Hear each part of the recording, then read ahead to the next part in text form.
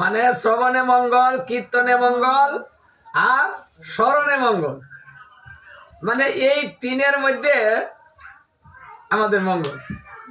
মানে যে কাজটা আমরা সবাই করতে পারি, কারণ সবাই কিন্তু আমরা স্মরণ করতে পারি। আর স্মরণ করতে বলতে হয় না যে আমি একটু স্মরণ করবো গো, ওটাকে অনুমতি নিতে হয়। মানে এটা কিন্তু অনুমতি লাগে না, আমি ইচ্ছা করলেই স্মরণ করতে পারি। তাই স্মরণ হচ্ছে উচ্চাঙ্গের ভোজন, মানে যেটা অন্য যুগে এইভাবে এত সহজে মানে ভাবলেই ধর্ম হয়ে যেত না, কীর্তন করলে ধর্ম হয়ে যেত না, শ্রবণ করলে ধর্ম হয়ে যেত না। যেটা আমরা পেয়েছি, এটাই কলির সুযোগ, অন্য যুগের সুযোগ না। কিন্তু তাও বলছে যে সাধুগুরু বৈষ্ণবের মুখনিসৃত শ্রবণ কার মুখ দিয়ে হবে? শ্রবণটাও হবে একজন শুদ্ধ ভক্তের মুখে থেকে শ্রবণটা করতে হবে, মানে অভক্ত না। তাহলে মানে অভক্তের নামে ক্রিয়া হবে না, কারণ ভক্ত এবং ভগবান, ভক্ত ভগবানের সম্বন্ধ হইল অবিচ্ছেদ্য সম্বন্ধ। অভক্তের সাথে ভগবানের সম্বন্ধ না, এরকম নয়। ভক্ত ভগবানের জন্য পাগল আর ভগবান ভক্তের জন্য পাগল। তিনি ভক্তাধীন, অভক্তের অধীন না, মানে তিনি ভক্তের অধীন। তাহলে ভগবানের যে ভক্ত হবে তার অধীন ভগবান হবে। তুমি আমার হলে আমি তোমার হব, তাহলে তার তো আমার হতে হবে, মানে তাকে আপন করে নিতে হবে। মানে যে আপন করে নিয়েছে সে যা বলবে সে তা শুনবে। এই জন্য সাধুগুরু বৈষ্ণব দিয়ে ভোগ লাগানো হয়, একটু কৃপা চাওয়া হয়। মানে আমাদের বিশ্বাস যে উনি ভগবানকে ভালোবাসেন, প্রতিদিন ভোগ দেন, তো উনি যদি এটা কিছু বলেন তো ভগবান শুনবেন, তাই না? মানে আমি যাকে প্রতিদিন সেবা দিব, পূজা দিব, তার প্রতি আমার একটা ভালোবাসা আলাদা, অধিকার আলাদা। আমি সেই অধিকার নিয়ে কথা বলতে পারি, আর সেও শুনতে বাধ্য। এই জন্য শুদ্ধ ভক্তের দ্বারাতে প্রতি বছর এই শ্রবণের ব্যবস্থাটা গৃহে করতে হবে। কলি হচ্ছে কলহ, এই যুগটা হচ্ছে কলহের যুগ, মানে ঝগড়াটে যুগ। আত্মকলহ বেড়ে যাবে। আত্মকলহ হচ্ছে নিজের মধ্যে কলহ, পরিবারের মধ্যে কলহ, সেটা হচ্ছে আত্মকলহ। তাহলে এই আত্মকলহ যদি বাড়ে তাহলে তার ধর্ম হবে না, কারণ কলহ যদি হয় তাহলে মন বিক্রিয়া হবে। তো মন যদি বিক্রিয়া হয় তাহলে ধর্ম কি দিয়ে হবে? কারণ ধর্ম করার মূল হচ্ছে মন।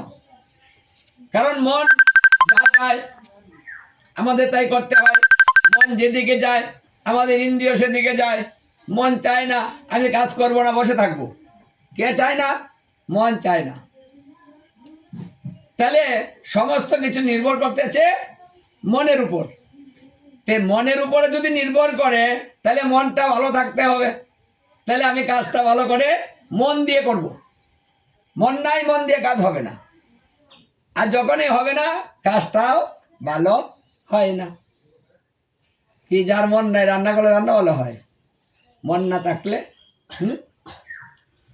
একটা জায়গায় আর একটা দিব, তাই না? লবণ 2-3 বার দিয়ে থাকবো, মনে নাই, মন নাই, মনেও নাই। হ্যাঁ, তাহলে মন। তাহলে ধর্মেরও মূল হচ্ছে মন। তাহলে ঝগড়া করলে মন কেমন হয়? ভালো লাগে ঝগড়া করে মন। যেমন স্বামী স্ত্রীর মধ্যে আত্মকলহ হলো, স্বামী স্ত্রী ঝগড়া হলো, এদিন কি ওই কৃষ্ণ কথা ভালো লাগে? ভালো সেবা ভালো লাগে? অনেক সেবার আয়োজন হয়েছে, ঝগড়াও হয়েছে, ওই ভালো সেবাটাও কিন্তু ভালো হবে না, কারণ আমি গ্রহণ করতে পারবো না, মন চায় না সেদিন। এই জন্য কলি বলছে যে আমি তো আমি কলহ সৃষ্টি করিয়ে রাখবো, জীব নরকেতে নিব। কারণ কলহ সৃষ্টি করলে মন বিক্রিয়া হবে, আর এই বিক্রিয়া মনের দ্বারাতে ওদের ভোজন হবে না, মনটাকে আমি নষ্ট করে দিব। এই জন্য সাধু সাবধান, মানে কলিতে সাবধান থাকার অর্থ হচ্ছে এই জন্য যে কোনো সময় আমার মন হরণ হয়ে যাবে, আমি বিপদগামী হতে পারি। কারণ আমার পিছনে কলি আছে, যম আছে, শুক্রাচার্য আছে, অসুরের গুরুদেব তারাও আছে। কারণ তারা বিষ্ণুকে বলেছে, এই অসুরের গুরুদেব বিষ্ণুর সঙ্গে প্রতিজ্ঞা করেছে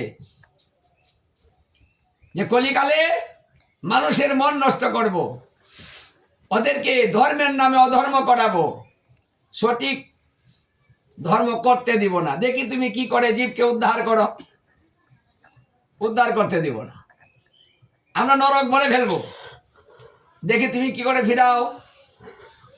এই বিষ্ণুর সঙ্গে প্রতিজ্ঞা করেছিল অসুরের গুরুদেব শুক্রাচার্য। এখন এই জন্য তারা কি বেশ নিয়েছে, বলছে আমরা সাধুগুরু বৈষ্ণব বেশ নিব, আমরাও তাই হব, আমরাও দীক্ষা দিব, মন্ত্র দিব, মানে আমরা গুরু হব। তুমি যে নাম দিবে আমরাও দিব, তুমি যে ব্রত করাবে আমরাও করাবো। তবে পার্থক্য হবে কি, উল্টা পাল্টা হবে। হ্যাঁ, তুমি বলবে আগের দিন করো, আমি বলবো পরের দিন করো। হ্যাঁ, অথবা এই তুমি বলবে যে তুমি এই ওটা ভালো, আমি বলবো ওটা ভালো না, আমি যুক্তি দাঁড় করি আর একটা করাবো। যেমন একাদশী যদি 2 দিন হয়, যেমন আমরা বেঁচে পড়ে যাই, কোনটা করব। হ্যাঁ, কেউ আগে করতেছে, কেউ পরে করতেছে, তাই না? সেখানে ওই অসুরের গুরুদেবরাও বোঝাচ্ছে এটা ভালো, এটা করো। হ্যাঁ, আবার আমার গৌরাঙ্গ মহাপ্রভুর দলে যে গুরুদেব, শুদ্ধ গুরুদেবরা, তারাও বোঝাচ্ছেন এটা করো, এটা ভালো। পরে যে বুঝ মানছে সেই ব্রত সে করছে। যদি সদ্গুরু হয় ভালোটা বেছে নিবে, যদি এই জমকলি শুক্রাচার্যের গুরু হয় তাহলে যেটা করালে ব্রত করলে পাপ হবে, পাপের কারণে নরকে যাবে, সেটা করাবে। ব্রত করিয়েও নরকে নিব, বলছে নাম করিয়েও নরকে নিব। বাহ, মানে জীবের কিন্তু এবার মহাবিপদ। মানে ব্রত করবেন নরকে যেতে হবে, আমি হরিনাম করব পাপ হবে, আমি গুরু মন্ত্র নিব নরকে যেতে হবে। তাহলে কিন্তু একটা বিপদ।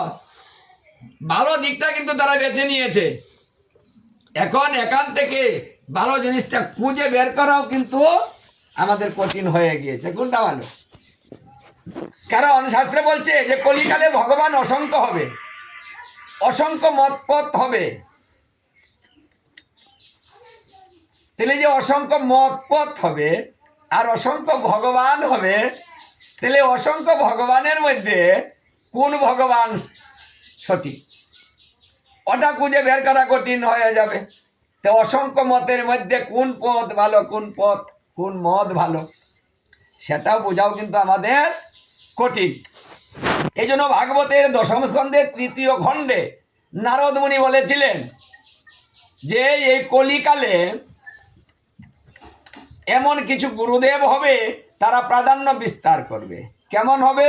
বলছে সুবেশ দাড়ি, মানে ভালো ভালো পোশাক পরবে, খুব সেজে গুজে সুন্দর হয়ে থাকবে এবং সুন্দর চেহারার অধিকারী হবে, দেখতে ভালো হবে এবং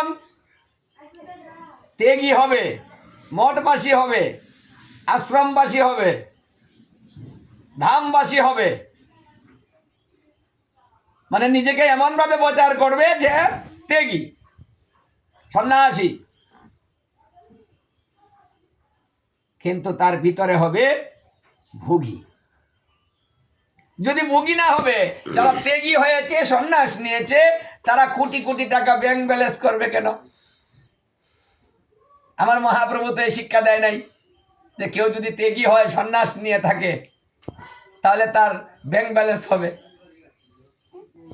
কারণ তার মধ্যে ব্যাংক ব্যালেন্স পড়ে না, সঞ্চয় করা যায় না তার নামে। অথচ ত্যাগী হবে, ব্যাংক ব্যালেন্স করে টাকা দিয়ে ভরে ফেলছে। বাহ! আর এই গুরুদেবরাই প্রাধান্য বিস্তার করবে, বলছে ওরাই আবার প্রাধান্য বিস্তার করবে। ভালো গুরুদেবের কাছে সহজে কেউ যাবে না, ওদের মূল্যটাও কম হবে। মানুষ এমন বিভ্রান্তে পড়বে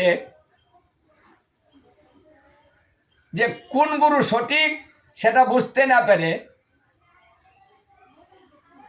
গুরু ত্যাগের অপরাধী হবে। তাই হচ্ছে, কারণ শাস্ত্রে যেগুলা ভবিষ্যৎবাণী করেছে আস্তে আস্তে কিন্তু সেগুলাই প্রমাণিত হয়ে যাচ্ছে। গুরু একজন একবার ধরছে, হ্যাঁ, আরেক গুরু এসে বলছে এটা ভালো না, তুমি আমার কাছ থেকে নাও, আমি এক করে বিশাল গুরুদেব, তার কাছ থেকে আবার নিয়ে নিবি।